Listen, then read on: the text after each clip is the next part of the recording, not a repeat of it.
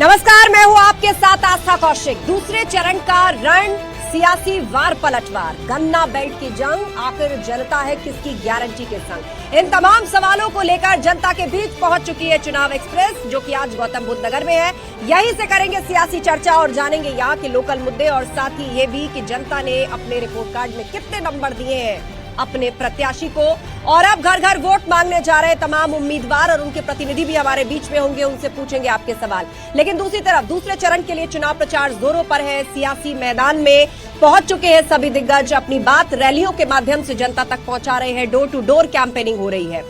एक बार फिर से प्रधानमंत्री मोदी ने निशाने पर लिया राहुल गांधी को और कहा कि इस बार तो वो वायनाड भी छोड़ देंगे।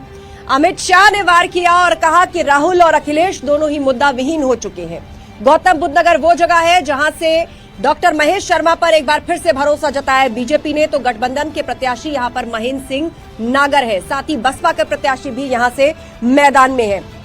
वहीं दूसरी तरफ आज अमरोहा में राहुल गांधी और अखिलेश यादव एक साथ नजर आए, क्योंकि बीते दिनों सवाल पूछा जा रहा था आखिर चुनाव प्रचार से कहां गायब है गठबंधन के ये दो मुख्य चेहरे, और इसके साथ ही दूसरे चरण में कौन से मुद्दे अहम रहने वाले हैं, इसी पर शुरू करेंगे डिबेट। लेकिन सबसे पहले आप ये रिपोर्ट देखिए।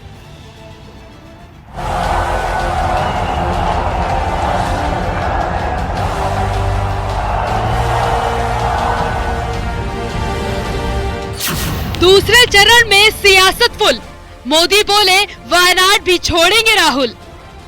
जैसे ही 26 को वायनाड में वोटिंग पूरा हो जाएगा, ये शाहजादे के लिए एक और सुरक्षित सीट घोषित कर देंगे और कहीं और से फिर से लड़ाना पड़ेगा उनको। अमेठी से भागना पड़ा, अमेठी छोड़ा, अब मान के चलिए वो वायनाड भी छोड़ेंगे। सीएम योगी का करारा प्रहार, कांग्रेस ने दिया आतंक और भ्रष्टाचार। क्योंकि कांग्रेस की सांप्रदायिक सोच के कारण, जातिवादी सोच के कारण यह देश पहले ही भारी नुकसान से चुका है। कांग्रेस देश की सुरक्षा के साथ खिलवाड़ करने वाली पार्टी है, आपकी आस्था के साथ खिलवाड़ करने वाली पार्टी है। कान्हा की नगरी से शाह का संदेश, मुद्दा विहीन है राहुल अखिलेश। पहले चरण में सपा कांग्रेस का सुपड़ा साफ हो गया।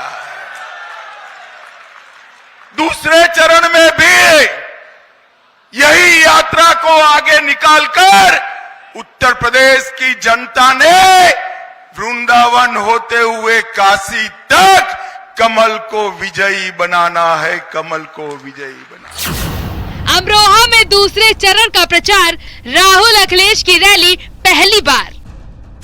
ये गारंटी नहीं, ये घंटी है इनकी। हमें इनकी गारंटी नहीं चाहिए। हमें बाबा साहब भीमराव अम्बेडकर जी ने जो संविधान में हमें गारंटी दी है, वो संविधान की गारंटी चाहिए। नरेंद्र मोदी जी ने हमें झूठ बोला, 2 करोड़ रोजगार की बात की, 15 लाख रुपए बैंक अकाउंट में डालने की बात की, मगर सीधा हमारे मुंह पे नरेंद्र मोदी ने झूठ बोला। कोई फर्क नहीं पड़ेगा, ये जितनी सभाएं करें उतना हमारा, जितनी सभा करेंगे एक सभा से हमारा लगभग 1 लाख वोट बढ़ जाया करेगा। और हम तो चाहते हैं कि पूरा देश छोड़ करके राहुल गांधी जी उत्तर प्रदेश में सभा करें और हमारा वोट बढ़ता रहे, चूंकि हमारे लिए हमारे स्टार प्रचारक साबित हो रहे हैं श्री राहुल गांधी जी भी, श्री अखिलेश यादव भी।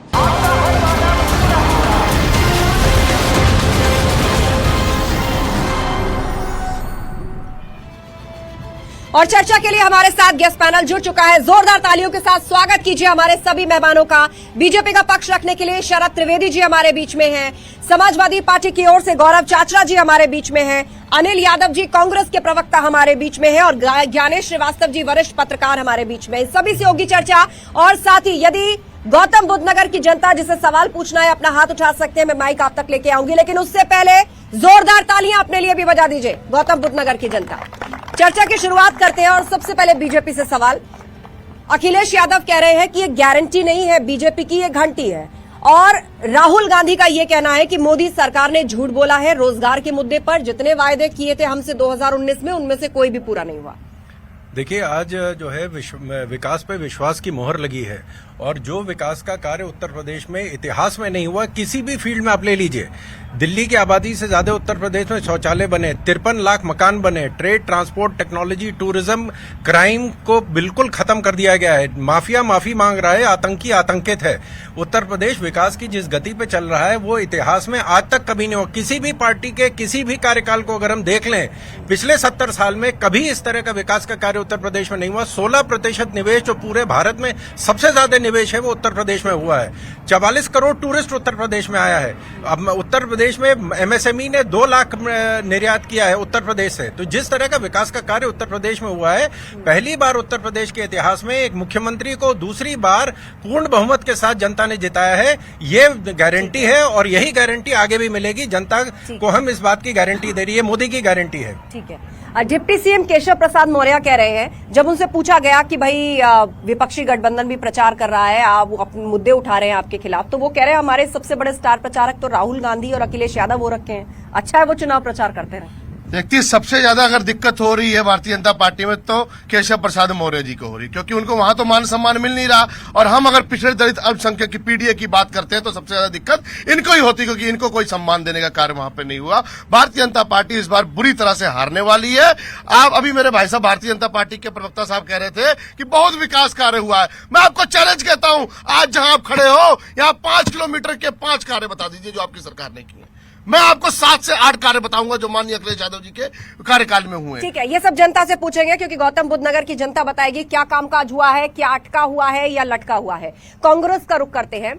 प्रधानमंत्री मोदी ने कहा कि वायनाड को सेफ सीट डिक्लेयर करने से पहले ही देख लीजिएगा, पहले अमेठी छोड़ा, वायनाड भी छोड़ना पड़ेगा। देखिए, ये हमारा प्रेरोगेटिव है, हम कहां से लड़े। हम तो नहीं नरेंद्र मोदी जी से कहते कि आप मणिपुर जाके क्यों नहीं लड़ते हैं। आप एक बार भी वहां नहीं गए। रायबरेली में आपने अभी तक कैंडिडेट नहीं उतारा है। और जहां तक बात है उत्तर प्रदेश की, एक चरण का चुनाव हुआ है, भारतीय जनता पार्टी के नेताओं के चेहरे पे हवाइयां उड़ी हुई हैं। जैसे जैसे ये चरण आगे बढ़ेगा, मैं निश्चित रूप से कहता हूं कि इनका घमंड भी टूटेगा और सरकार से भी बाहर चले जाएंगे।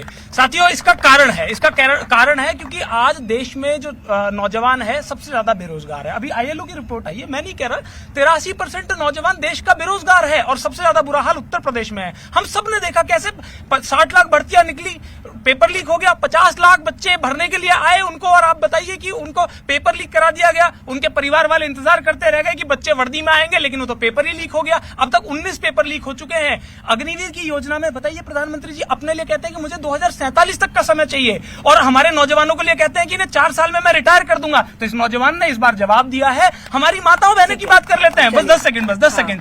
उत्तर प्रदेश महिला क्राइम में नंबर 1 है। 60,000 से ज्यादा मामले महिला उत्पीड़न के हैं। तो माताएं बहनें इनके खिलाफ है, नौजवान खिलाफ है। वही राहुल गांधी 5 न्याय की जब योजनाओं की बात करते हैं तो 30 लाख सरकारी नौकरी देने की बात करते हैं, महिलाओं को 1 लाख सालाना देने की। आपकी भी गारंटी है, मोदी की भी गारंटी है, जनता तय करेगी उसे किसकी गारंटी पे भरोसा है। लेकिन अनिल जी, अगला सवाल मेरा आपसे रहेगा जो चुनावी चर्चाओं में भी है, अमेठी रायबरेली कौन लड़ेगा? मैं लौटूंगी आपके पास, लेकिन ज्ञानेश जी आपसे समझना चाहेंगे, एक फेज का चुनाव हो चुका है, पोलिंग परसेंट अगर उठा करके देखें तो अलग अलग इंटरप्रिटेशंस है। कुछ लोग मान रहे हैं कि ये साइलेंट चुनाव है। अब उस साइलेंट को विपक्ष अपनी तरह से इंटरप्रेट कर रहा है कि साइलेंट वोटिंग हो रही है। बीजेपी से जब पूछा जा रहा है कि इस बार उत्साह ग्राउंड पे क्यों नहीं नजर आ रहा है या जनता में उस तरह का उत्साह क्यों नहीं है, तो वो भी इसको साइलेंट चुनाव बता रही है और कि सारे रिकॉर्ड ध्वस्त होंगे, 400 पार वाली बात सच होगी, वो इस तरह इंटरप्रेट कर रही है। नहीं, इस बार का चुनाव कई मायनों में ऐतिहासिक होते हुए दिखाई पड़ रहा है। देखिए, वोटिंग परसेंट का कम होना उसके कई कारण है। एक तो गर्मी बहुत ज्यादा है, लेकिन वोटरों का रुझान कम हुआ है, उसके कई कारण है। अभी सीएसडीएस का एक सर्वे आया था, उसमें ये कहा जनता ने कि चुनाव आयोग पर भरोसा कम हुआ है। अब समझिए, चुनाव की प्रक्रिया से अगर मान लीजिए जनता कटेगी तो वो आपको दिखाई पड़ेगा वोटिंग परसेंट में। एक बड़ा कारण तो ये दिखाई पड़ता है। दूसरी बात, अभी जो चुनाव के मुद्दे जितने भी नेताजी लोग बता रहे थे, ये तो पिछले 5 साल से सभी लोग बता रहे हैं कि हमारा ये मुद्दा है। अब तो बैटल फील्ड में है मामला। और पहले फेज के चुनाव में जिस तरीके से चुनाव का परसेंटेज देखा गया है, और बीजेपी हो चाहे कांग्रेस हो, बीजेपी की ओर से उत्साह नहीं आया है। ये जरूर इस बात को देखा जा रहा है इस बार कि उत्साह उस तरह से दिखाई नहीं पड़ रहा है कि हमने जैसे आप 102 सीट में 40 के आसपास बीजेपी को मिला हुआ है। इस बार जो है 55 के आसपास सीट में इंडिया आपको वहां पर बढ़त बनाए हुए था, पिछली बार भी 2019 में भी। इस बार खेल उल्टेगा। चलिए, ये आपका आकलन है, लेकिन कहना जल्दबाजी होगी, सब कुछ जनता को तय करना है। हाथ उठाइए, आप में से कोई कुछ कहना चाहता है। जी सर, यहाँ से शुरुआत करते हैं। क्या नाम है आपका और क्या कहना चाहते हैं आप? मैं किसानों का मुद्दा उठाऊंगा। जरूर। किसानों को जो मुआवजा मिला था, अधिकांश किसानों का मुआवजा खत्म हो चुका है। वो जो मुआवजा या गन्ने की पेमेंट, ये स्पष्ट कीजिए। मुआवजा, यहाँ मुआवजा पहले किसान खेती करते थे, ठीक है। फिर प्राधिकरण ने मुआवजा दे दिया, ठीक है। तो मुआवजा खत्म हो गया। जब मुआवजा दिया तब कोई योजना नहीं बनाएगी। अब जो उनकी खेती जीवन आश्रय का वो किराए के कमरे हैं, तो पैसा ना होने के चलते वो किराए के कमरे भी नहीं बना पा रहे हैं। उनके किराए के कमरे कमजोर हो गए। उस बारे में सत्तारूढ़ जो दल है वो क्या प्लानिंग कर रहा है? मुझे एक चीज स्पष्ट कीजिए, मुआवजा सरकार ने लैंड एक्विजिशन किया, उनको दे दिया, उचित दाम दिए? नहीं, उचित नहीं दिए। कोई उचित दाम नहीं दिया। 300 रुपए गज में जमीन खरीदेगी, उसी जमीन को तत्काल जो है 50,000 रुपए गज में बेच दिया गया। ये उचित मुआवजा नहीं, जिसके चलते किसान की हालत खराब हुई। ये ठीक है। और आप में से आप किसी सामाजिक संगठन या किसी पॉलिटिकल पार्टी से जुड़े हैं? मैडम, मैं किसान यूनियन से जुड़ा हूं और मैं पूछना चाहता हूं सत्ता दल से कि जब किसान की आय दुगनी करने की बात करी माननीय प्रधानमंत्री जी ने, आज तक किसान की आय दुगनी नहीं हुई। इस नोएडा की हम बात करें, यहाँ नोएडा का एग्जीक्यूशन हुआ, जमीनें खरीदी गई, किसान को उसके बदले 5% के पैसे देने थे, मुआवजा देना था, सरकार ने नहीं दिया। उसके बदले लाठियां, पूर्व की सरकारों में ऐसा पूर्व की हुआ? सरकार नहीं, वर्तमान सरकार ने किसान को केवल लाठियां दी और 17 मुकदमे हमारे ऊपर दर्ज हैं। और यहाँ के जो सांसद हैं वो स्वयं हॉस्पिटल के नीचे गलत तरीके से अवैध पार्किंग बना रखी है, अवैध सुरंग बना रखी है, ग्रीन बेल्ट में अपना हॉस्पिटल बना लिया। अगर सत्ता के नशे में यहाँ के सांसद इस तरीके से माफियागिरी करेंगे तो उस माफिया को इस बार हम चुनाव में नकार देने का कार्य करेंगे। कहाँ मोदी जी की जीरो टोल्स नीति है, कहाँ गई वो नीति? और कुछ और लोगों की बात सुनते हैं। जी बहुत बढ़िया। मैं भाजपा प्रवक्ता से पूछना चाहता हूं, जो यहाँ पे विकास हुआ, किसका विकास हुआ? बहुत अच्छी बात है, विकास हुआ, ये विकास की बात कर रहे हैं। नोएडा में किसका विकास हुआ? विकास सिर्फ यहाँ पे सांसद का विकास हुआ, बाकी किसी का विकास नहीं हुआ। क्योंकि सिर्फ क्या कमियां या कौन से काम रह गए, थोड़ा स्पष्टता से बताइए इसको। काम तो यहाँ कुछ हुआ ही नहीं है 10 सालों में। पीछे जा रहे हैं, गांव के सारे काम बंद करवा दिए। गांव में जाके देख लीजिए गांव की हालत क्या है, किसानों की हालत क्या है। आम इंसान का रोजगार नहीं मिल रहा है, बाहर घूम रहा है ऐसे ही बेचारा रोड पे। मैं ठाकुर विपिन सिंह सूर्यवंशी हूँ, राजपूत करनी सेना से पश्चिमी उत्तर प्रदेश का प्रभारी हूँ। मैं तीनों राजनीतिक पार्टियों से पूछ रहा हूँ, नोएडा में एम्स कब, किस टाइम? नोएडा के स्थानीय युवाओं को, जब प्राधिकरण ने नोएडा के किसानों की जमीन ली तो 70% यहाँ के स्थानीय युवाओं को रोजगार देने की बात हुई थी। तीनों राजनीतिक पार्टियां, सपा भी सत्ता में रही है, बहुजन समाज पार्टी भी सत्ता में रही है, शायद कांग्रेस नहीं रही है, भाजपा सत्ता में वर्तमान है। यहाँ के युवाओं को 70% प्राइवेट सेक्टरों में नौकरियां कब, क्यों नहीं? ठीक है, चलिए, ये वाजिब सवाल। और ये किसानों की भी यहाँ पर बात हुई। एक दो लोगों से और सवाल पूछेंगे, फिर हम चर्चा में लौटेंगे। जी आप आइए। आप पॉलिटिकल पार्टी से हैं? हाँ बिल्कुल। सपा। मैं ये पूछना चाहता हूँ भाजपा प्रवक्ता से, अभी विकास की बात करें, 10 साल में एक काम बताइए नोएडा में, कोई आपको बिल्डिंग दिखाई दे रही है? आप यहाँ से देखिए, अगर आप लेफ्ट साइड में देखेंगे तो ये सेल्फ हाट जो बनी हुई है, यहाँ कुछ भी लग रहा है ये अखिलेश जी की देन है। एलिवेटेड रोड दिख रहा है, वो भी अखिलेश यादव की। राइट हैंड में जाएंगे, नारी निकेतन दिखाई देगा आपको, यही होशियारपुर गाँव है, बालिका इंटर कॉलेज दिखाई देगा, मल्टी लेवल पार्किंग 18 में दिखाई देगी। ये सारे जो काम है, मेट्रो लाने का काम अखिलेश यादव की सरकार में हुआ। लेकिन ये एक काम बताएं, मैं केवल एक काम पूछ रहा हूँ, पूरे नोएडा में कोई बिल्डिंग दिखाई दे रही हो, कहीं भी कुछ बनाया हो? और अगर नहीं बनाया तो ये विकास की गंगा बह कहाँ गई भाई? किसी को दिख कुछ और लोग बात रखना चाहते हैं? खाली अपना हॉस्पिटल बना। एक सेकंड, चलिए पीछे से एक सवाल लेते हैं, फिर चर्चा में लौटेंगे। आइए, आप आगे आ जाइए। बहुजन आम आदमी पार्टी से हैं आप। मैं सरल जी से पूछना चाह रहा हूँ कि प्रदेश को तो छोड़ दीजिए, देश को छोड़ दीजिए, नोएडा में सांसद महेश शर्मा को चुनने का कोई 2 कारण बता दीजिए जिनसे हम उनको चुन सके। क्यों ना उनको इस बार सत्ता से बाहर कर दिया जाए? ये तो आप पॉलिटिकल पार्टी से हैं तो आपने कह दिया, लेकिन ये कोई समस्या बताइए, कोई मुद्दा, कोई तथ्य तो बताइए। मैं इनसे पूछना चाहता हूँ 3 विकास बता दे हमें बस। ठीक है, चलिए अब लौटते हैं चर्चा में और बीजेपी का रुख हम करेंगे। आपने किसानों की बात सुनी, मुआवजे का वो जिक्र कर रहे थे, और साथ ही एम्स और लैंड एक्विजिशन और इनका भी सवाल कि कोई विकास कार्य क्या नए हुए हैं उसके बारे में। देखिए, रैपिड रेल ट्रांसपोर्ट सिस्टम जो बना है वो भारतीय जनता पार्टी ने बनाया है। सपना औरों ने बहुत देखा था, लेकिन हमने बनाया है। जो एयरपोर्ट जिसका सपना पहले समाजवादी पार्टी देख रही थी, फिर समाजवादी पार्टी को समाजवादी पार्टी को कांग्रेस जमीन नहीं दे रही थी। जब कांग्रेस जमीन मांग रही थी तो समाजवादी पार्टी उनको जमीन नहीं दे रही थी। ये विकास का कार्य हुआ था। हमने 3 साल के अंदर जैसे आप देखें कि अयोध्या में एयरपोर्ट 3 साल के अंदर बना है। गौतम बुद्ध नगर एयरपोर्ट जिस तरह की स्पीड से, गति शक्ति से बन रहा है वो ऐतिहासिक है। और यहाँ पे उत्तर प्रदेश में, मैं पूरे उत्तर प्रदेश की बात कर रहा हूँ, खाली एक क्षेत्र की विकास की बात नहीं कर रहा हूँ। 4 एम्स कब बने थे मुझे बता दें, उत्तर प्रदेश में कब 4 एम्स बने थे? 65 मेडिकल कॉलेज उत्तर प्रदेश में आपने बनाए हैं, जिसमें से 35 चर्चा में हम आगे लौटेंगे, लेकिन इससे पहले एक बड़ी खबर आ रही है और ये ब्रेकिंग न्यूज हम अपने दर्शकों को दे दें।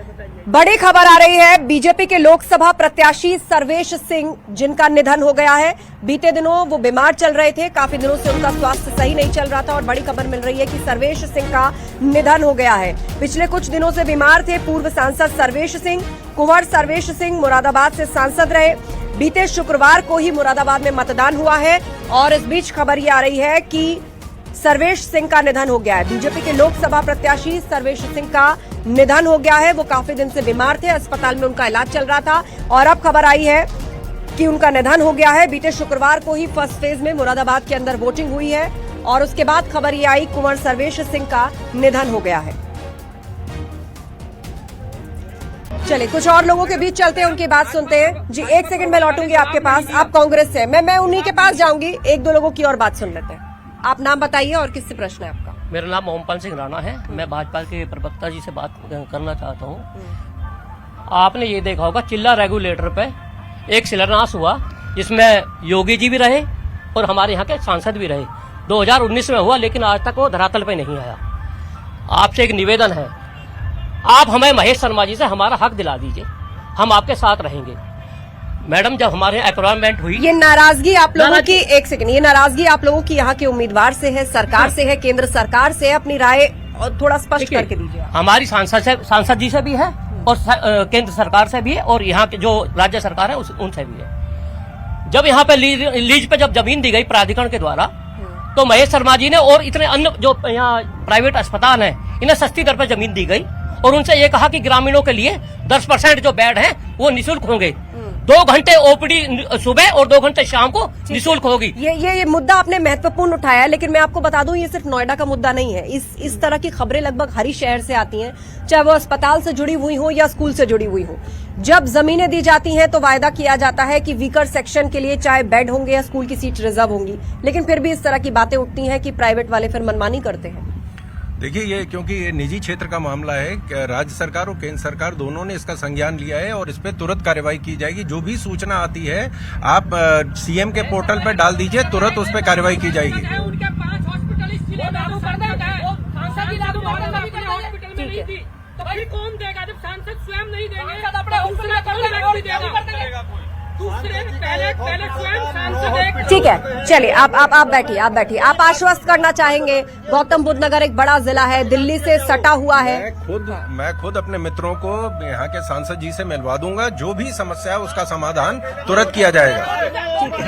चलिए मुझे ये बताइए, 1 सेकंड गौरव चाचा जी, मेरा आप सवाल है आपसे, और सवाल ये है कि पहले चरण की जब वोटिंग हुई तो कितनी सीटों पर चुनाव प्रचार के लिए अखिलेश यादव गए या राहुल गांधी गए? लास्ट में हमने कुछ दिनों में देखा कि गाजियाबाद में दोनों ने बैठ के प्रेस कॉन्फ्रेंस कर दी। प्रचार में एक्टिवली नजर भी आ रहा है गठबंधन, आपके बड़े चेहरे कहाँ हैं? देखिए, इंडिया गठबंधन हमारी रिजल्ट ओरिएंटेड इंटरनल स्ट्रेटजीज के तहत बूथ लेवल पे काम कर रही है। ये बड़ा अच्छा टर्म आपने पकड़ा है, रिजल्ट ओरिएंटेड बूथ स्ट्रेटजीज। आपको देखने को मिलेगा कितना गुप्त है, जहाँ पर आपके स्टार प्रचारक ही मैदान में नहीं दिख रहे। 8 सीटों पे मतदान हुआ है, 5 तो पहले भाजपा हारी थी, 3 और इस बार हार गई है, 3 और हार गई। 8 की 8 सीटें भारतीय जनता पार्टी हार गई, क्योंकि ये चुनाव जनता के असल मुद्दों का चुनाव है।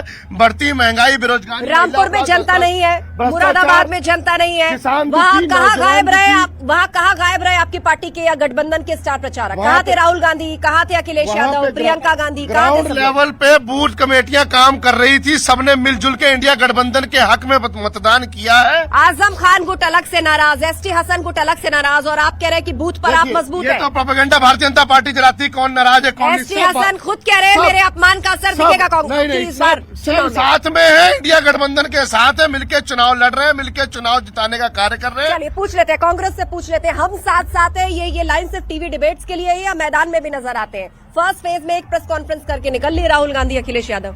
देखिए, ये बड़ा दुर्भाग्य है कि हमारी चीजें तो मीडिया को दिखाई नहीं देती। सहारनपुर में प्रियंका गांधी जी ने रोड शो किया और लाखों की संख्या में भीड़ थी। एक रोड शो आखिर के दिनों में। हाँ, अब यही है ना, अभी तो आप प्रचार थमने से शायद 1 या 2 दिन पहले। मैं बता देता हूँ, कोई बात नहीं, मीडिया को परेशान होने की जरूरत नहीं है। अब तो भाजपा को परेशान होने के दिन आ गए हैं। ये 8 में बिल्कुल इनका खाता नहीं खुलने वाला है, और उसका कारण है, देखिए, किसानों की मेरे भाई ने बात करी, बिल्कुल सही बात है। मोदी जी ने यहाँ बरेली में रैली करी थी, तब कहा था कि आय दोगुनी कर दूंगा। आपको पता है कि आज कार्यकाल में आय दोगुनी नहीं, उनके ऊपर कर्जा 1.5 गुना हो गया है। ये है मोदी जी की नीति। आज क्योंकि नोएडा की आप बात कर रहे हैं, हम यहाँ नोएडा में, आप देख लीजिए कि कैसे स्थानीय सांसद के प्रति गुस्सा आ रहा है। नोएडा वो शहर है जो उत्तर प्रदेश को सबसे ज्यादा रेवेन्यू देता है, लेकिन आज भी यहाँ पर कोई मेडिकल यूनिवर्सिटी नहीं है, कोई बड़ा कॉलेज नहीं है, कोई बड़ा अस्पताल नहीं है। और एक चीज और कहना चाहता हूँ, कांग्रेस ने इसकी स्थापना करी थी, 84 में केंद्रीय विद्यालय बनाया था, आज तक सिर्फ और सिर्फ वही केंद्रीय विद्यालय। पूछना नहीं चाहिए कि भाई कहाँ चले गए आपकी नीतियां।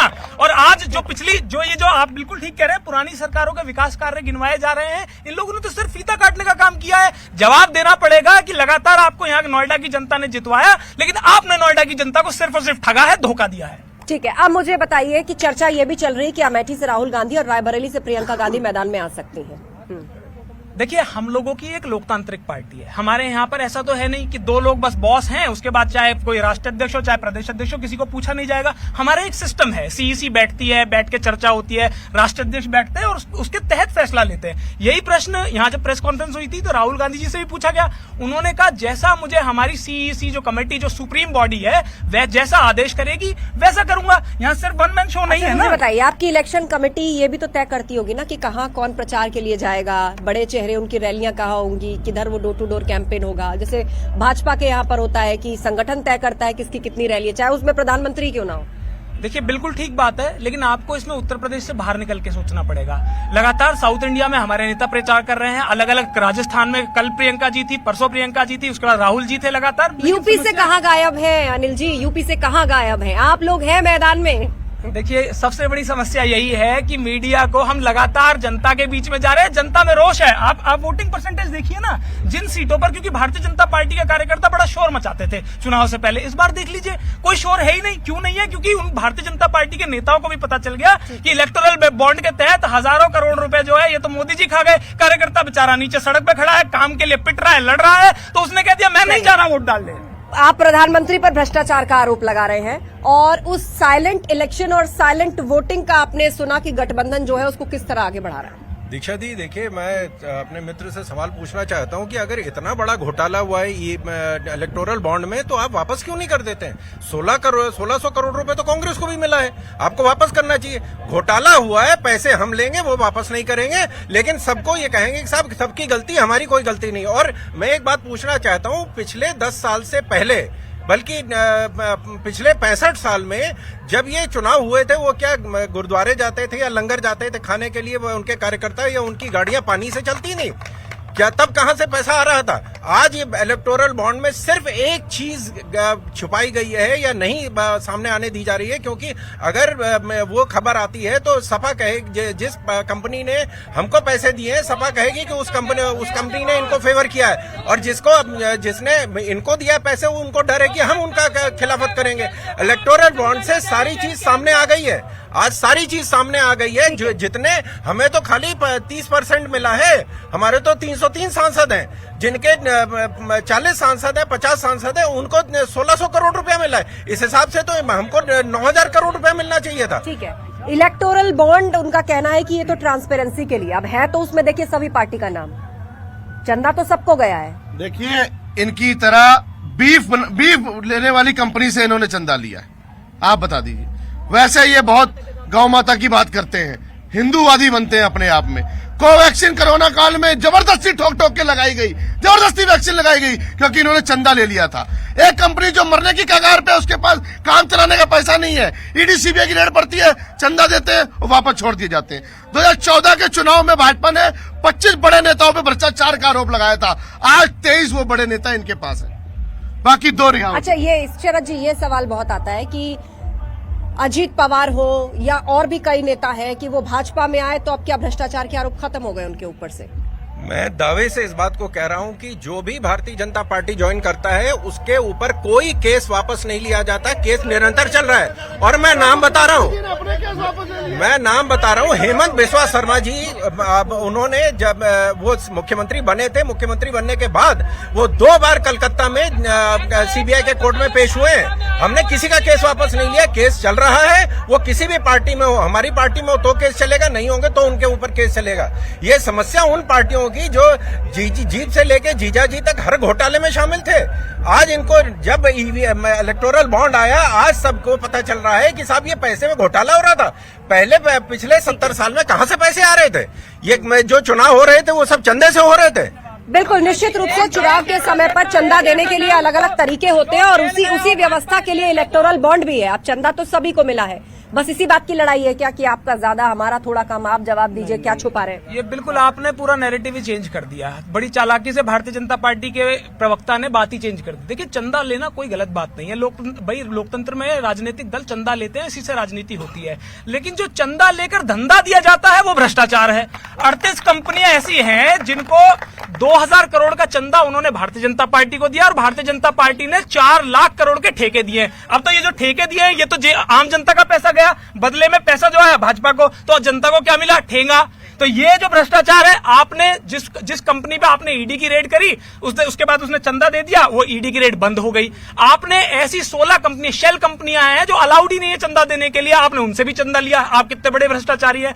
आप, कानून कहता है कि 3 साल पुरानी कंपनी कम से कम होनी चाहिए, आपने सिर्फ चंदे के लिए कंपनियां बनाई, उनके तहत आप तो काला पैसा सफेद कर रहे हो। आपने तो भ्रष्टाचार को लीगल कर दिया और उसके बाद भी देखिए, शर्म की बात देखिए कि उसके बाद भी उसे डिफेंड कर रहे हैं। अभी कह रहे थे कि ऐसा कोई नेता नहीं है जिसके खिलाफ बीजेपी ने जांच नहीं बंद कराई। अजीत पवार थे, खुद प्रधानमंत्री ने कहा कि इन पे 75,000 करोड़ का घोटाला है। उसके बाद क्या हुआ? उनको पार्टी में लिया, डिप्टी सीएम बना दिया। अशोक चौहान हमारी पार्टी में जब थे तो प्रधानमंत्री ने यह कहा कि मैं आऊंगा तो अशोक चौहान को, उनको आदर्श बॉय कहते थे, वो आदर्श बॉय को वो मैं जेल में डालने का काम करूंगा। जब उनकी पार्टी में चले गए तो राज्यसभा भेज दिया।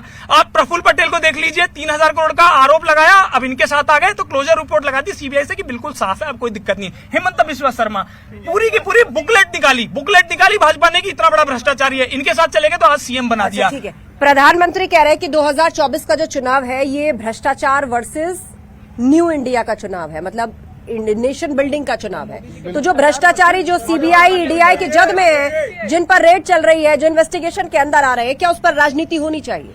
बहुत बढ़िया कहा प्रधानमंत्री जी ने, उनके मुंह में घी शक्कर। ये भ्रष्टाचार वर्सेस इंडिया गठबंधन का चुनाव है। इंडिया गठबंधन चुनाव जीतने जा रहा है क्योंकि महंगाई, बेरोजगारी, महिला अपराध, भ्रष्टाचार, किसान दुखी, नौजवान दुखी, सारे व्यापारी दुखी, सबके सब दुखी हैं। अरे इनकी सरकार उत्तर प्रदेश में है, आज स्वास्थ्य सेवाएं देख लीजिए, ना स्ट्रेचर है, ना डॉक्टर है और ना है सफाई। प्रधानमंत्री खड़े होकर गारंटी पे गारंटी दिए जा रहे हैं भाजपाई।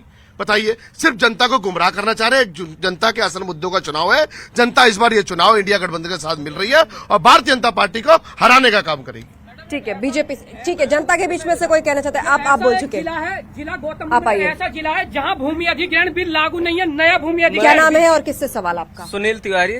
मेरा सवाल है कांग्रेस प्रवक्ता श्रीमान अनिल जी भाई साहब से कि अमेठी और रायबरेली से गांधी परिवार दूरियां क्यों बना रहा है, क्या स्थिति क्या है उनकी, भाग क्यों रहे हैं, स्पष्ट करें। देखिए अनिल जी, ये मैसेज तो है जनता में। जिस अमेठी और रायबरेली को आप लोग किला, गढ़, परिवार, घर कहते थे, आज वहीं से आप सोचिए चुनाव शुरू हो चुका है। अभी यही तय नहीं है चुनाव लड़ेगा कौन। अब जनता में यही मैसेज है कि क्या हार का डर है जो अभी तक नाम अनाउंस नहीं हुआ है, कौन लड़ेगा? ये मैसेज जनता में नहीं है, ये मीडिया के तहत भाजपा। अब आप मीडिया को घेरे, वो देखिए आम जनता ने उठकर किसी भी आपसे सवाल पूछा है। भाई अब एक बात बताइए भाई, हमारी राजनीतिक पार्टी है, हमारा फैसला तो मेरे प्रिय मित्र हम लेंगे ना। अब आज हमें चिंतित होना चाहिए कि देश में बेरोजगारी 45 साल में सबसे ज्यादा है। हमारे युवा, आप जैसे युवा बेरोजगार घूम रहे हैं, तो राहुल गांधी जी को चिंता हो रही है। वो कह रहे हैं कि 30 लाख सरकारी नौकरी दूंगा, हमारी बहनों को उसमें 50% आरक्षण मिलेगा और आपको 1 साल की पक्की नौकरी जिसमें आपको प्रशिक्षण भी मिलेगा। तो बताइए, राहुल गांधी तो आप लोगों के बारे में सोच रहे हैं। अमेठी रायबरेली हमारी पार्टी सोचेगी और जिसको निर्देश मिलेगा उसके लिए काम करेगी। हम किसानों के लिए बात कर रहे हैं, हम कह रहे हैं कि एमएसपी का कानून बना के गारंटी हम देंगे। आज जीएसटी भी लगा रखे किसानों के सारे। लेकिन स्वामीनाथन आयोग तो आप ही के समय में बैठा था ना। हाँ बताइए। और आज आप 2024 में कह रहे हैं कि हम एमएसपी की गारंटी देंगे। एक बात बताइए, जब किसान के एक इक्विपमेंट पे जीएसटी लगाने वाले हमसे किसानों पर सवाल पूछते हैं, आज आंकड़ा बताऊं, प्रतिदिन 2 किसान आत्महत्या करता है। ये मोदी जी की सरकार है, ये गारंटी है। हम तो डंके की चोट पे कह रहे, कहलवाइए ना मोदी जी से। मोदी जी ने तो वादा किया था कि मैं एमएसपी पे कानून बनाऊंगा जब किसान आंदोलन चल रहा था। अपने वादे से मुकर गए और कौन सा वादा पूरा कर दिया भैया? पहले कहते थे 2 करोड़ रोजगार पूरा हुआ, 15 लाख आए, कालाधन आया, बल्कि ये सारे वादे हैं। अब उनकी गारंटी का कोई महत्व नहीं रह गया। अब सिर्फ राहुल गांधी की न्याय बीजेपी से इस पर जवाब लेते हैं। ये पश्चिमी उत्तर प्रदेश जो है, यहाँ पर किसान बेल्ट है, तो लोग बार बार ये जानना चाह रहे हैं कि किसानों के जीवन स्तर में कोई बदलाव आया है क्या? उनकी गन्ना की पेंडिंग पेमेंट और साथ ही आय दोगुनी करने की जो बात थी, सरकार ने किसानों के लिए क्या किया है? देखिए, 2,53,000 करोड़ गन्ना किसानों का जो बकाया था वो पेमेंट हुआ है और ये निरंतर चल रहा है। और मैं बता दूं, ये जो कांग्रेस का मैनिफेस्टो जो अभी बता रहे हैं सब गरीब किसान के लिए खड़े, मैं उनका मैनिफेस्टो 2019 का आपको पढ़ के सुना रहा हूं। कांग्रेस कृषि उपज मंडी समितियों के अधिनियम में संशोधन करेगी, जिससे कृषि उपज के निर्यात, आयात और अंतर्राष्ट्रीय व्यापार पर लगे सभी प्रतिबंध समाप्त हो जाएंगे। हम बड़े गाँव और छोटे कस्बों में पर्याप्त बुनियादी ढांचे के साथ किसान बाजार की स्थापना करेंगे। ये है किसान बिल, ये मैं बता रहा हूँ। अरे आप सुन लीजिए, ये किसान बिल है, जिस किसान बिल के लिए आप रो रहे थे। और जब हम किसान बिल लेके आए, आपने देखा कि हवा दूसरी तरफ बह रही तो आप पलट गए। जो आज उत्तर प्रदेश के किसान ने 4% अपनी उपज को बढ़ाया है। 2,22,000 लाख एकड़ जमीन जो है हम सिंचाई परियोजना में लाए। 68,000 करोड़ हमने जो किसान सम्मान निधि में दिया है। ये जो उत्तर प्रदेश के किसानों के लिए भारतीय जनता पार्टी ने किया है, उत्तर प्रदेश के इतिहास में किसी फील्ड में बता दें ये किसी ने किया हो। ठीक है। सारी जनता बार बार पूछ रही है गौतम बुद्ध नगर में क्या दिया। यहाँ पे लगातार भारतीय जनता पार्टी के सांसद विधायक रहते हैं। आज किसानों की समस्या, किसान 1.5 से 2 साल से धरने पर लगे हुए हैं। अगर उनकी बात किसी ने उठाई थी तो माननीय राष्ट्रीय अध्यक्ष श्री अखिलेश यादव जी ने उत्तर प्रदेश विधानसभा में भी उसकी बात उठाने का कार्य किया था। आज बिल्डरों की समस्या शहरी समाज में, बिल्डरों को देख लीजिए, किसी भी व्यक्ति को रजिस्ट्री नहीं मिल रही है, उनका पोजेशन नहीं मिल रहा है, बिल्डरों का बुरा हाल हो चुका है। हो चुकी है अब तो नोएडा एक्सटेंशन जाइए, आप नोएडा एक्सटेंशन जाइए और नोएडा की बात कर लीजिए। फ्लैट ऐसे बिक रहे हैं बिना रजिस्ट्री के। पार्किंग की समस्या, जो समाजवादी पार्टी की सरकार थी जब उत्तर प्रदेश में, तो 20 रुपए पार्किंग हुआ करती थी। आज 50 रुपए की पार्किंग हो गई है, भले आप 5 मिनट के लिए जाओ तो 2 मिनट के लिए जाओ। छुट्टा जानवर की समस्या उत्तर प्रदेश तो थी, उसके साथ साथ हाईटेक शहर कहने वाले नोएडा में भी छुट्टा जानवर की समस्या। कोई दिन ऐसा नहीं जिस दिन उत्तर प्रदेश में किसी की मौत छुट्टा जानवर से ना हो जाए। तो ये व्यवस्था, ये इंफ्रास्ट्रक्चर हम लेके आगे जाएंगे। धरातल पे 0 है। भारतीय जनता पार्टी की इस बार करारी हार होने वाली है। चलिए, वरिष्ठ पत्रकार ज्ञानेश जी हमारे बीच में है। ज्ञानेश जी, पश्चिमी उत्तर प्रदेश में जो दूसरे चरण का मतदान है, कौन से मुद्दे अहम रहने वाले हैं, या ये सियासी बयानबाजियों का ही चुनाव है? नहीं, पश्चिमी उत्तर प्रदेश में तो किसान का एक मुद्दा बहुत बड़ा है, और खास करके बेरोजगारी और महंगाई, ये तीनों चीज बहुत बड़ा मुद्दा है। लेकिन अभी जो तीनों नेता लोग बोल रहे थे, देखिए ये स्थानीय मुद्दे लोकसभा चुनाव में नहीं आते हैं और परसेप्शन की लड़ाई होती है। अब मोदी जी का एक परसेप्शन है कि वो हिंदुत्व को लेकर आगे बढ़ते हैं। विपक्ष इस बार पहली बार उनको घेर रहा है उन्हीं की बातों को लेकर के, और इलेक्टोरल बॉन्ड उनके लिए एक तरह से बैक फायर किया है, इसमें दो रानी है। इसलिए इस पर सफाई दी जा रही है। चुनाव का मुख्य मुद्दा आज भी महंगाई, बेरोजगारी, यही, और किसान का मुद्दा, खासकर पश्चिमी उत्तर प्रदेश में किसान का मुद्दा। और हाल के दिनों में जो किसानों का आंदोलन हुआ, जिस तरह से किसानों को रोका गया है, उसका रोष है। और ये मुद्दा कहीं न कहीं आपको चुनाव में रिजल्ट में कन्वर्ट होता हुआ दिखाई पड़ेगा। फिर भी कुछ भी कहना चुनाव के पहले एक तरह से भविष्यवाणी होगा। ठीक है। कुछ लोग अपनी बात आप बोल चुके हैं। आप जी, 1 सेकंड में, क्या नाम है आपका? बबलू चौहान। बताइए बबलू जी। मैडम, सबसे पहली बात तो ये है कि ये कह रहे हैं कि विकास की धारा दौड़ रही है। पिछले 10 साल से जो है ना, पिछले 10 साल से विकास की धारा नहीं, सबसे बड़ी जुमले की धारा दौड़ रही है। अब आम जनता भी ये जान चुकी है कि ब्रह्मांड की सबसे झूठी अगर पार्टी कोई है तो बीजेपी है। कौन विश्वास करेगा? आप आ जाओ हमारे क्षेत्र पे लोकसभा चुनाव में, गौतम बुद्ध नगर जो सांसद है 10 साल से अब ये कह रहे मिलवा देंगे। 10 साल से O30 पे 5 साल से जो किसान सिर पे सिर मारते मर गए, आज तक किसानों को अपने मूल धरती दी हमने, जमीन पे इसमें दोड़ा बसाने में किसानों का योगदान है। उन्हें अपनी रहने के लिए प्लॉट नहीं मिल रहे और अभी बिल्डर को 2 मिनट में अंडर टेबल भ्रष्टाचार में अंडर टेबल पैसा देते हैं और बिल्डर को अलॉटमेंट हो जाता है। क्यों किसानों को क्यों नहीं मिलता? किसानों को बर्बाद कर दिया इस पार्टी ने। जी आइए, किससे सवाल है आपका? मेरा सवाल अनिल सर से है। एक्चुअली मैं ये पूछना चाहता हूँ कि जैसे उन्होंने बताया कि अभी बहुत अच्छा मुद्दा उठाया एजुकेशन के लिए कि बहुत मतलब कहीं भी कुछ सही नहीं हो रहा है, बहुत अच्छी बात कही उन्होंने। मैं बस थोड़ा सा ये बोलूँगा कि जिस आप कॉलेज से पढ़े हैं ना, मेरा भी भाई उसी कॉलेज से पढ़ा है और बहुत अच्छी जॉब ले रखा है एज ए वहाँ पे HR मैनेजर है, ठीक है। तो ये तो हो गई आपका जो आपने बता रहे थे, और बहुत सारे ऐसे मुद्दे हैं जो कि एजुकेशन पे बहुत अच्छा है, जब तक हम सवाल नहीं उठाएंगे उसका हमें समाधान नहीं होगा। दूसरा चीज इन्होंने कहा कि साइलेंट इलेक्शन और साइलेंट वोटिंग, ये बहुत अच्छी बात है। शायद मुझे लगता है कि जितनी भी पार्टियां हैं सबको पता है कि जो जनता का जो एक मन है ना, उसने बना रखा है कि मुझे बीजेपी को जिताना है। इसलिए जिताना है क्योंकि जो मोदी जी काम कर रहे हैं, ठीक है, स्तरीय जो हमारा जनरल हमारा जो एक लोकल क्षेत्र में हम देखें जो भी काम है मुद्दा है हम हमेशा उठाएंगे, चाहे छोटा हो बड़ा उठाते रहेंगे। लेकिन हमारा जो इंटरनेशनल होता है, जो बाकी जो हमारा कहीं ना कहीं देश का जो मुद्दा है, हम मोदी जी को जिता रहे हैं। मोदी जी का मेन हमारा मोदी जी का है। जब हमारा योगी जी के ऊपर आएगा तब हम वहां पे कर सकते हैं, लेकिन अभी जो मेरा मेन है मोदी जी को, और उनको हमेशा मुझे मजबूत करना है। बेसिकली ये प्रधानमंत्री मोदी का चेहरा है। जी बिल्कुल, और हमें जिताना है। तो मतलब आप मोदी जी के चेहरे को देखकर वोट देंगे। जैसे उन्होंने कहा कि अपने प्रत्याशी से नाराजगी है आपको, लेकिन फिर भी आप मोदी जी के चेहरे पर भाजपा को जिताना चाहते हैं। नाराजगी है, बहुत अच्छी बात है, लेकिन वो हमारा संसद से है, जो हमारे यहाँ लोकल के हैं। लेकिन हमें मेन है मोदी जी को जिताना और एकदम जिताना। इसीलिए पूरी जनता ने साइलेंट वोट और साइलेंट इलेक्शन का ऐलान किया, इसलिए बिल्कुल शांत है और वोट हमेशा बीजेपी। चलिए मैं लेकर जाऊंगी सवाल, आप बैठिए। कोई और? जी आइए, आप आइए। आप कांग्रेस से हैं? बिल्कुल। सबसे पहले मैं आपको बता दूं मैडम, यहाँ पर सेक्टर 39 का जिला अस्पताल है। जो गरीब मजदूर जो यहाँ पर कच्ची कॉलोनियों में और जे कॉलोनी में लोग रहते हैं, उनके महिला जो प्रेग्नेंट है वो अपने प्रसूति विभाग में दिखाने जाती हैं, तो उनके अल्ट्रासाउंड पे लिख दिया जाता है कि 10 दिन बाद आप अल्ट्रासाउंड कराएं। वो इतनी परेशान होती हैं, मगर वहाँ पर कोई अस्पताल में सुविधा नहीं है। आप ये कह रहे हैं, ठीक है। 10 सेकंड। उसके बाद यहाँ पर कोई भी, जैसे युवा भाई बैठे हैं, युवाओं के लिए कोई रोजगार की बात नहीं है, कोई यहाँ पर कोई व्यवस्था। आइए इधर आइए। रोजगार महंगाई की बात आई, ठीक है। आपने अस्पताल की बधाई। ये बता दीजिए कि डॉक्टर महेश शर्मा जी सांसद हैं यहाँ से, वो जनता के लिए चुने गए थे, ये क्या अपने चुने गए थे? उन्होंने अपने हॉस्पिटल बनाए पड़े हैं, जनता कोई जाता किसी से मिलते नहीं है। इतना बुरा हाल है कि भाजपा के कार्यकर्ता भी गाली देते हैं उनको। हमसे खुद कहते हैं आके कि भैया क्या करें हम। तो ऐसे प्रतिनिधि को यहाँ प्रदेश में रहने का या नोएडा में रहने का कोई हक नहीं है।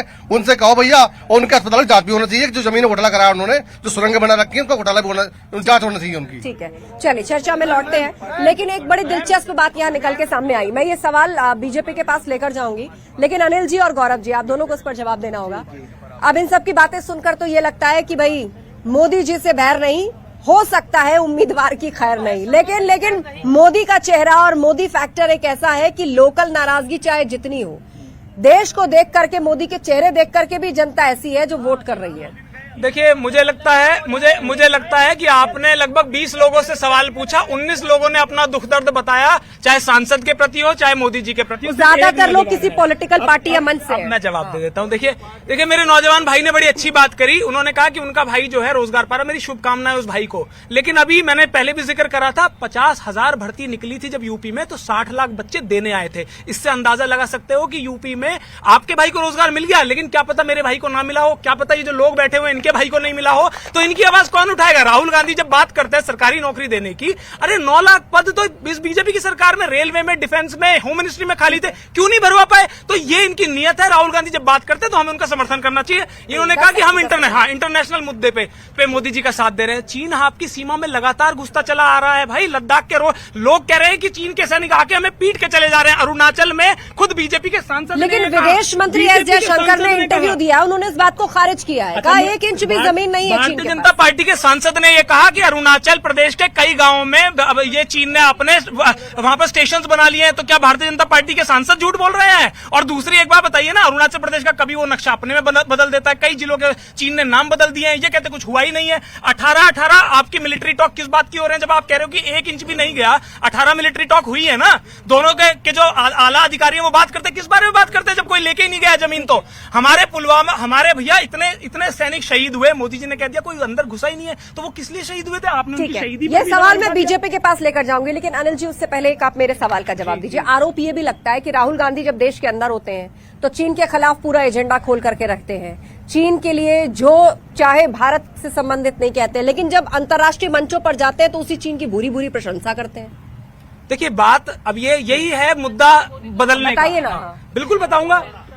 आप क्या चाहते हैं कि चीन लगातार लद्दाख के बाद और अंदर घुस जाए और इस तरफ और आ जाए, पंजाब की तरफ भी आ जाए, या इधर नॉर्थ वेस्ट से और अंदर घुसना चला जाए? आपकी चिंता वाजिब है, आपकी चिंता वाजिब है, लेकिन मेरा सवाल राहुल गांधी से स्पष्ट नजर नहीं आता कि वो किस तरफ है। मेरे हिसाब से मुझे लग रहा है शायद 10 साल से राहुल गांधी प्रधानमंत्री है, इसलिए उनसे सवाल पूछना ज्यादा जरूरी है, क्योंकि नहीं, वो अंतर्राष्ट्रीय मंच पर जाकर चीन की तारीफ करते हैं, अंतर्राष्ट्रीय मंच पर जाकर भारत के नौजवानों और भारत के लिए इस तरह के कमेंट्स करते हैं, और इंडिया के अंदर बैठकर विरोध करते हैं। इस देश की जनता ने 300 से ज्यादा सीटें मोदी जी को इसलिए तो नहीं दी थी कि भाई चीन के राष्ट्रपति को वो झूला झुलाएं। वहां पर क्या कहते हैं, उनका जब वो खाना खाते तो ऐसे हाथ बांध करके खड़े हो जाते हैं, हमें दुख होता है। वो भी कहेंगे कि बिरयानी खाने गए थे आप, तब भी आप कह रहे थे कि डिनर डिप्लोमेसी होती थी आप, लेकिन मुद्दा वो नहीं है, मुद्दा वो नहीं है। स्पष्ट होना चाहिए कि आप किधर के हामी हैं। मैं पूरी तरह सहमत हूँ कि गरीबी बेरोजगारी है, और गरीबी बेरोजगारी हमारे विपक्ष की है। आप देखें कांग्रेस ने 1.5 करोड़ रुपया चीन की एम्बेसी से लिया है पैसा, तो उनका ही गुणगान करेंगे। ईस्टर्न कमांड के आर्मी चीफ ने कहा है कि साहब कोई भी भूमि वहां पे कब्जा नहीं हुआ है, विदेश मंत्री कह रहे हैं कब्जा नहीं हुआ है। आप जाकिर नायक से पैसे ले रहे हैं जो नॉन आतंकी है, 50 लाख रुपए जाकिर नायक की इस्लामिक रिसर्च फाउंडेशन से आप पैसे ले रहे हैं, तो गरीबी तो है ही है। और पिछले 12 साल से अगर ये 2 बेरोजगार उत्तर प्रदेश में घूम रहे हैं, अपनी उम्मीद बैठे हुए हैं कि हमें कहीं जगह मिल जाए बैठने के लिए, और जो भी हमारे मित्र कह रहे थे कि साहब हम ये फ्री दे देंगे, वो फ्री दे देंगे, और हम 30 लाख नौकरियां दे देंगे, ये बात इन्होंने कर्नाटक में कही, कर्नाटक में जीत के आए। तो 56,000 करोड़ रुपया का अतिरिक्त भार जो कर्नाटक सरकार पे पड़ा, उसको लेके ये सुप्रीम कोर्ट में बैठे हैं कि नहीं साहब सुप्रीम कोर्ट हमें पैसे दिलवा दे, हम बांटे ताकि। अरे पंजाब की सरकार सबसे ज्यादा डेट में है, जो कर्जदार है, दूसरे नंबर जो 53% है, और दूसरे नंबर पे 48% जो है डेट टू जीडीपी रेशियो है राजस्थान सरकार का। और जो बलात्कार की बात कर रहे हैं, रेप कैपिटल राजस्थान है, उत्तर प्रदेश नहीं है। उत्तर प्रदेश में जिस तरह का कार्य हुआ है, इंडिया टुडे ने 2022 के 21 दिसंबर के इशू में 51 नंबर पेज पे लिखा है कि साहब most improved law and order situation है उत्तर प्रदेश की। लास्ट 2 मिनट का वक्त है मेरे पास, सब लोग अपने अपने भारतीय जनता पार्टी को छल कपट और झूठ की राजनीति कर जनता को गुमराह करना आता है। इस बार जनता इनके झूठ की राजनीति में नहीं फंसेगी। मैं 2 सेकंड और लूंगा आपके, 2 मिनट। अभी बोला था मोदी जी के नाम पे चुनाव वोट मिलेगा। अरे वो मोदी जी ने तो वादा किया था लोगों से, कितने किसान की आय दुगनी होगी, किसके अकाउंट में 15 लाख आ गए। वो बहनों का क्या हुआ जिनको सिलेंडर मिल रहा था होली दिवाली में? अरे उनका क्या हुआ जिनको 75वें स्वतंत्रता दिवस में अपना मकान मिल रहा था? ये सब बातें तो मोदी जी ने किए थे।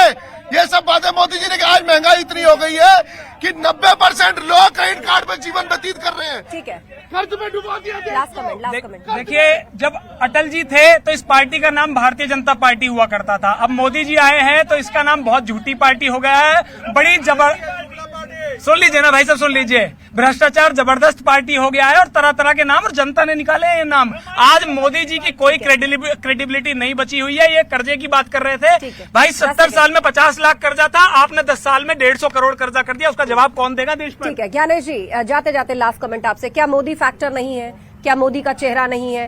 क्या उस पर जनता वोट नहीं करती? क्योंकि जितने ओपिनियन पोल्स किए गए हैं अलग अलग ऑर्गेनाइजेशंस की तरफ से, उनमें सब जगह मोदी फैक्टर नाम पर अच्छे खासे % लोगों ने हामी भरी है। नहीं, मोदी फैक्टर है, इससे कोई इनकार नहीं करेगा। और दूसरी बात, जितने भी मुद्दे उठाए हैं उससे लगता है कि नाराजगी है, लेकिन आप याद रखिएगा 2019 के चुनाव के पहले नोटबंदी आई थी, लोग काफी नाराज थे, दुखी भी थे, लेकिन फिर भी मोदी जी को वोट दिया। तो मोदी फैक्टर है। अब वो जो नाराजगी है, अगर गुस्सा में कन्वर्ट होता है वोटर्स का मन, तभी बदलाव होगा। नाराजगी है मोदी सरकार से, लेकिन मोदी फैक्टर को आप इग्नोर नहीं कर सकते हैं, आप इसको खारिज नहीं कर सकते हैं। भारतीय राजनीति में इस वक्त अभी मोदी फैक्टर रहेंगे क्या? चलिए, आप सभी मेहमानों का शुक्रिया इस चर्चा में शामिल होने के लिए, और नोएडा की जनता का भी शुक्रिया इस चर्चा में शामिल होने के लिए। तो गौतम बुद्ध नगर से चुनाव एक्सप्रेस में बस इतना ही। कल चुनाव एक्सप्रेस पहुंचेगी अलीगढ़, वही होगी आपसे मुलाकात। आप भी होइए शामिल, चर्चा में पार्टिसिपेट कीजिए, अपने सवाल उठाइए। चुनाव एक्सप्रेस कल अलीगढ़ में